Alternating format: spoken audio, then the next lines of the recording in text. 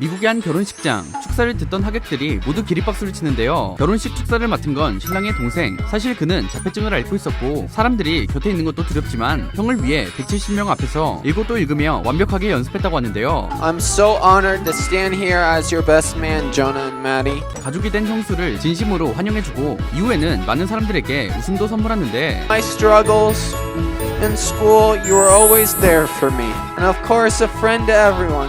But you never performed a live rap performance in front of the whole school at a pep rally. I did. 그리고 이내 형에게 전하는 동생의 진심. To this day, you support me.